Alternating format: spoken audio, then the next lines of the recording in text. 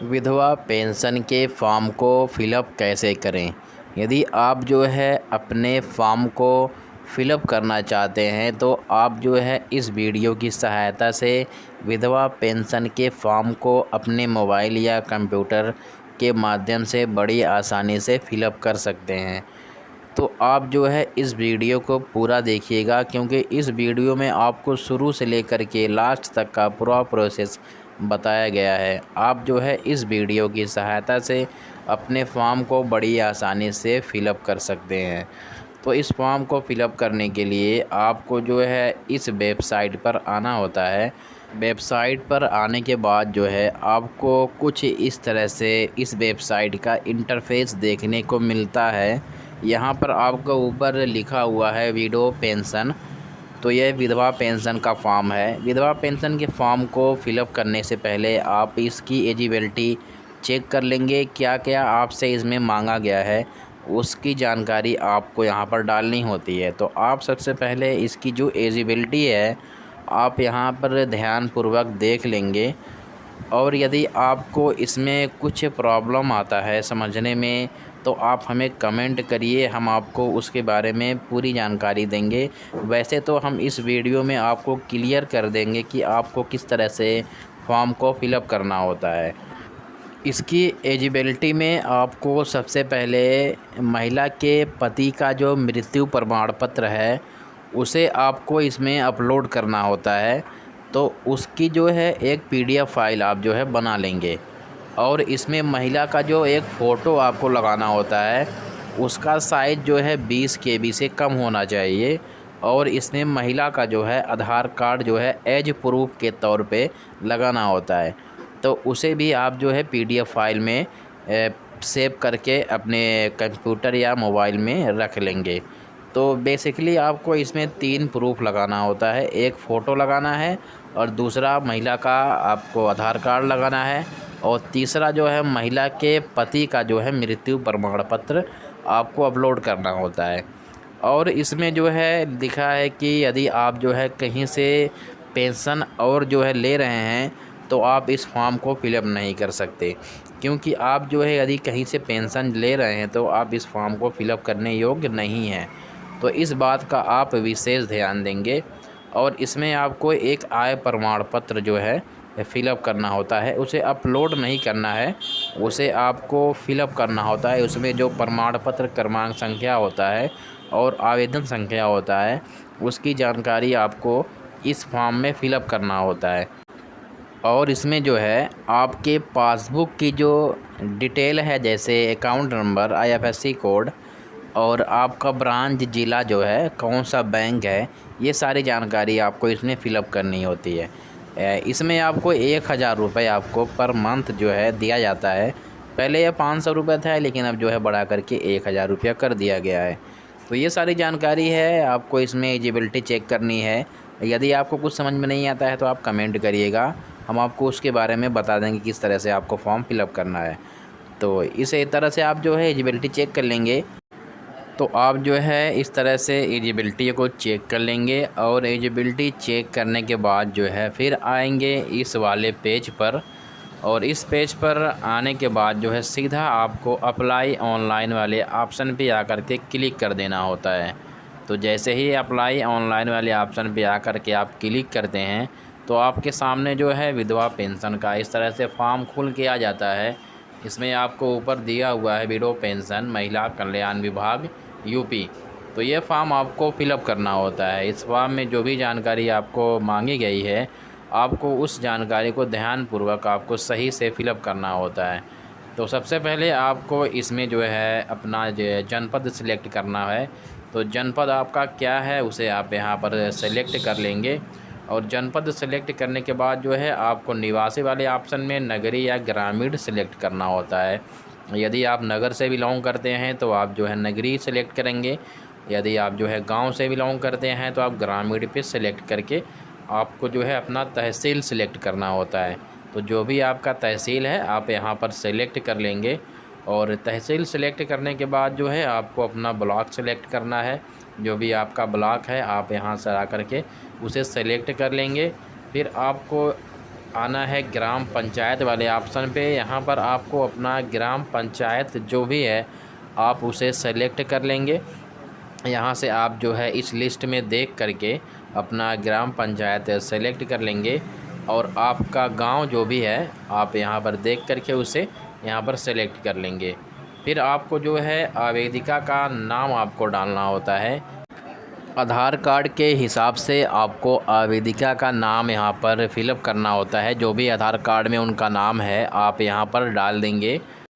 उसके बाद आपको उनका जन्म तिथि जो है यहाँ पर आपको ऐड करना होता है। जो भी उनके आधार कार्ड में उनकी जन्म तिथि है आप यहाँ से कैलेंडर की सहायता से आप सही से सिलेक्ट कर लेंगे और सेलेक्ट करने के बाद जो है आप सही से यहाँ पर फीड कर देंगे। तो आप इस बात का विशेष ध्यान देंगे कि उनकी जो जन्म तिथि है उनके आधार कार्ड में उसी हिसाब से आप यहाँ पर उसे सेलेक्ट करेंगे। फिर आपको यहाँ पे उनके पति का नाम डालना होता है। जो भी उनके पति का नाम है उनके आधार कार्ड में या मृत्यु प्रमाण पत्र में, तो आप उनके पति का नाम यहाँ पर आप डाल देंगे। और यहाँ पर जो है उनकी कैटेगरी आपको सेलेक्ट करनी है। जिस कैटेगरी से वो बिलोंग करते हैं उनकी कैटेगरी यहाँ पर आपको सेलेक्ट करनी होती है। तो यहाँ पर आप जो है इनकी कैटेगरी सेलेक्ट कर लेंगे और फिर जो है आपको इसमें उनका एक मोबाइल नंबर डालना होता है। जो भी मोबाइल नंबर वो यूज करते हैं उनका मोबाइल नंबर आप इस वाले बॉक्स में डाल देंगे और फिर दूसरे वाले बॉक्स में आपको उनका वही मोबाइल नंबर डाल करके कंफर्म कर देंगे। तो इस तरह से उनका यहाँ पे मोबाइल नंबर फीड हो जाता है। अब आपको आना होता है पूरा पता वाले एक बॉक्स में। यहाँ पर आपको उनका जो है पूरा एड्रेस फिलअप करना होता है। जो भी उनका एड्रेस है, ग्राम, पोस्ट, ब्लॉक, तहसील, ज़िला, पिन कोड, सारी जानकारी आपको यहाँ पर फिलअप करनी होती है। तो उनका एड्रेस जो है आप सही से फिलअप कर देंगे और एड्रेस को फिलअप करने के बाद जो है आप आ जाएंगे अगले ऑप्शन पर। यहाँ पर उनका जो है बैंक का विवरण डालना होता है। जो भी उनके बैंक की जानकारी है, जैसे उनका बैंक कौन सा है आप यहाँ पर सेलेक्ट कर लेंगे और फिर जो है उनका बैंक यहाँ पर सेलेक्ट करने के बाद जो है आपको उनके बैंक का जो ब्रांच है आप यहाँ पर जो है सेलेक्ट कर लेंगे। यहाँ पर आपको बहुत सारा ब्रांच मिल जाएगा। जो भी आपका ब्रांच है यहाँ से आप उसे सेलेक्ट करके इस कॉलम में ऐड कर देंगे। तो जैसे ही आप अपना ब्रांच यहाँ पर ऐड करते हैं तो आपको आपके ब्रांच का जो भी IFSC कोड है, आपका जो भी IFSC कोड है यहाँ पर आपको देखने को मिल जाता है। यदि आप जो है इसमें आपको कुछ चेंज नज़र आता है तो आप जो है समाज कल्याण विभाग में जा कर के इसकी जो है कंप्लेन करके इसकी IFSC कोड आप जो चेंज करवा सकते हैं। उसके बाद आपको उनके बैंक का खाता नंबर आपको डालना होता है। जो भी उनके बैंक अकाउंट का खाता नंबर है उनके पासबुक में लिखा होता है, तो आप उनका खाता नंबर यहाँ पे डाल देंगे और दूसरे वाले ऑप्शन में वही खाता नंबर आपको दोबारा डालना होता है। तो आप जो है उनका खाता नंबर सही से आप फिलअप कर देंगे। उनके पासबुक में उनका खाता नंबर मेंशन किया हुआ होता है, तो उनके पासबुक में जो भी अकाउंट है मेंशन है उस अकाउंट नंबर को आप यहाँ पे सही से फिलअप कर देंगे। और अकाउंट नंबर फिलअप करने के बाद जो है आपको आना है आय का विवरण वाले ऑप्शन पे। आय के विवरण वाले ऑप्शन में आपको आय प्रमाण पत्र के माध्यम से जो भी क्रमांक संख्या, जो भी आवेदन संख्या और जो भी प्रमाण पत्र क्रमांक संख्या उसमें मेंशन है उसे आप यहाँ पर फिलअप करेंगे। पहले वाले कॉलम में आपको आवेदन संख्या डालना है और दूसरे वाले कॉलम में आपको प्रमाण पत्र क्रमांक संख्या डालना होता है। तो आप जो है सही से ध्यानपूर्वक आपको सही से फिलअप करना है। और ये जब आप फिलअप कर देंगे तो फिर आपको दस्तावेज़ अपलोड करे वाले ऑप्शन पे आना होता है। तो दस्तावेज़ अपलोड करे वाले ऑप्शन में आपको सबसे पहले आवेदिका का एक फ़ोटो अपलोड करना है। फ़ोटो का साइज़ आप जो है 20 KB से कम रख सकते हैं। तो जो भी उनका फ़ोटो आपने बना कर रखा है उस फ़ोटो को आप यहाँ पर अपलोड कर देंगे तो आपकी फ़ोटो यहाँ देखने को मिल जाती है। फिर आपको उनका जो है यहाँ पर आधार कार्ड अपलोड करना है। जो भी आधार कार्ड आपने अपने मोबाइल या कंप्यूटर में बना करके PDF फाइल रखी है उसे आप यहाँ पर अपलोड कर देंगे। फिर आपको उनके पति का मृत्यु प्रमाण पत्र जो है PDF फाइल अपलोड करनी होती है। तो ये तीनों डॉक्यूमेंट आप जो है ध्यान से अपलोड करेंगे और अपलोड करने के बाद जो है इस फॉर्म को आप एक बार जो है ध्यानपूर्वक सही से चेक कर लेंगे। आपने कहीं गलती करी है तो आप उसे सही कर लेंगे। फिर जो है उस फॉर्म को आप सबमिट करेंगे। तो आप ध्यान देंगे कि आप एक बार जो है सही से इस फॉर्म को चेक करके फिर सबमिट पे क्लिक करेंगे, क्योंकि यदि आप सबमिट कर देते हैं तो फिर आपको जो है इस फॉर्म को एडिट करने का कोई ऑप्शन नहीं मिलता है। तो आप सही से इस फॉर्म को चेक करके फिर इस फॉर्म को जो है सबमिट करेंगे। तो सबमिट करने के लिए आपको जो है नीचे आना होता है और नीचे आने के बाद जो है आपको इस फॉर्म को सबमिट करना है। तो सबमिट करने के लिए आपको इस बॉक्स में टिक करना है और फिर आपको ये कैप्चा रिफ्रेश कर लेना है और कैप्चा रिफ्रेश करने के बाद ये कैप्चा फिलअप कर देना है और फिलअप करके सबमिट पे क्लिक कर देना है। तो जैसे ही आप अपने फॉर्म को सबमिट करते हैं तो आपका फॉर्म जो है सबमिट हो जाता है और आपको जो है इस तरह से एक मैसेज प्राप्त होता है और ये मैसेज आपको आपके मोबाइल नंबर पे भी प्राप्त हो जाता है कि यहाँ पे आपका जो है पंजीकरण संख्या आपको मिल जाता है। और ये पंजीकरण संख्या आप जो है यहाँ से कॉपी कर लेंगे और कॉपी करके आप कहीं पेस्ट करके सेव कर लेंगे। और फिर आपको पंजीकरण संख्या के नीचे एक लिंक मिल जाएगा, वहाँ पर आप क्लिक करके इस पेज पर आ जाएंगे। यहाँ पर आपको सबसे पहले अपना जो है पेंशन स्कीम सेलेक्ट करना होता है।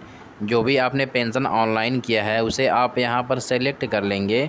उसके बाद आपने जो पंजीकरण संख्या वहाँ पे कॉपी करी है उसे आप यहाँ पर पेस्ट कर देंगे और फिर आप जो है नीचे वाले बॉक्स में अपना रजिस्टर मोबाइल नंबर डालेंगे और अपना मोबाइल नंबर डालने के बाद जो है सेंड OTP पे क्लिक कर देंगे। तो जैसे ही आप सेंड OTP पे क्लिक करते हैं तो आपके मोबाइल नंबर पे एक OTP प्राप्त होता है। अब आपको उस OTP को इंटर OTP में डालना होता है और फिर ये कैप्चा फिलअप करके लॉगिन वाले ऑप्शन पे क्लिक करना होता है।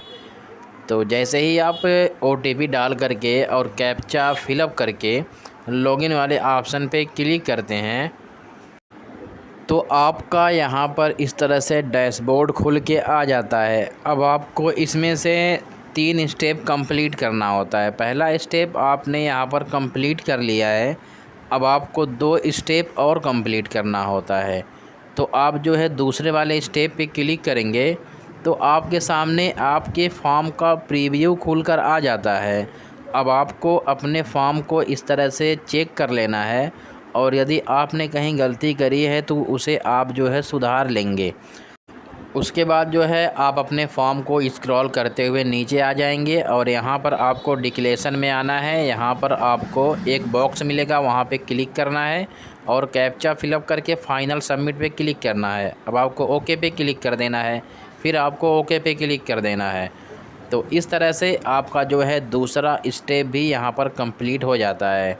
तो आप जो है जैसे ही आप ओके पे क्लिक करते हैं तो आपका यहाँ पे दूसरा स्टेप कंप्लीट हो जाता है। फिर आपको इसमें जो है तीसरे स्टेप को कंप्लीट करना होता है। तो ये तीसरा स्टेप आपका आधार वेरिफिकेशन का है। तो अपने आधार को वेरीफाई करने के लिए आधार वेरिफिकेशन वाले ऑप्शन पे क्लिक करेंगे और फिर जो है आप सबसे नीचे आ जाएंगे। तो यहाँ पर आपको अपने आधार कार्ड का नंबर डालना होता है। जो भी आपके आधार कार्ड का नंबर है उसे आप इस बॉक्स में डाल देंगे। यहाँ पर आपको आपका नाम देखने को मिल जाता है और आपको यहाँ पर मेल या फीमेल जो भी है यहाँ पर आप देख सकते हैं। और ये वेरिफिकेशन जो है आप 3 बार कर सकते हैं। यदि आपने तीनों बार में अगर गलत तरह से वेरिफिकेशन कर दिया है तो आपका वेरिफिकेशन नहीं हो पाता है। फिर आपको महिला समाज कल्याण विभाग में जा कर के आपको वेरिफिकेशन करवाना होता है। तो आप जो है आधार कार्ड नंबर डालेंगे, यहाँ पे टिक मार्क लगाएंगे और ये कैप्चा फिलअप करेंगे और फिर आपको क्लिक फॉर आधार ऑथेंटिकेशन पे क्लिक करना है। तो जैसे ही आप वहाँ पे क्लिक करते हैं तो आपके सामने एक पॉपअप मैसेज आता है। अब आपको ओके पे क्लिक कर देना है। तो ओके पे आप बेसिकली क्लिक करेंगे फिर आपको ओके पे क्लिक कर देना है। दो तरह से आपके पास मैसेज आता है, दोनों बार आपको ओके पे क्लिक करना है। तो जैसे ही आप ओके पे क्लिक करते हैं तो यह थोड़ा सा आपको टाइम लेगा और फिर जो है ये फॉर्म जो है वेरीफाई हो जाता है। तो इस तरह से आपको यहाँ पर देखने को ग्रीन टिक मिल जाता है कि आपका आधार कार्ड जो है वेरीफाई हो चुका है। अब आप जो है प्रोसीड फॉर फाइनल प्रिंट पे क्लिक करेंगे तो यहाँ पर आपका जो है तीनों स्टेप कंप्लीट हो चुका है। तो इस तरह से आपको तीनों स्टेप कंप्लीट कर लेना है। जब आपका तीनों स्टेप कंप्लीट हो जाए तब आपको इस फॉर्म का प्रिंट आउट निकालना होता है। तो प्रिंट आउट निकालने के लिए आपको प्रिंट एप्लीकेशन वाले ऑप्शन पे क्लिक करना होता है। तो आप जो है प्रिंट एप्लीकेशन वाले ऑप्शन पे क्लिक करके अपने फॉर्म का जो है प्रिंट आउट निकाल सकते हैं। तो जैसे ही आप प्रिंट एप्लीकेशन पे क्लिक करते हैं तो आपको एक मैसेज आता है, अब आपको ओके पे क्लिक कर देना है। तो जैसे ही आप ओके पे क्लिक करते हैं तो आपके फॉर्म का जो प्रिंट आउट है इस तरह से आपको देखने को मिल जाता है। तो आप जो है इस फॉर्म को स्क्रॉल करेंगे और नीचे आपको एक बॉक्स मिलेगा, इसमें आपको एक सिग्नेचर करवा लेना है। और इस फॉर्म के साथ जो है आपको अपना डॉक्यूमेंट लगा करके, जैसे आधार कार्ड हो गया, बैंक पासबुक हो गया और मृत्यु प्रमाण पत्र हो गया और ये एप्लीकेशन फॉर्म हो गया, और एक फ़ोटो आपको लगा करके अपने महिला कल्याण विभाग में जमा कर देना है। तो जमा करने के बाद जो है आपका जब ये फॉर्म वेरीफाई हो जाता है तब आपके अकाउंट में जो है 1000 रुपये पर मंथ जो है आना शुरू हो जाता है। तो आप जो है कुछ इस तरह से अपने विधवा पेंशन के फॉर्म को आसानी से फिलअप कर सकते हैं।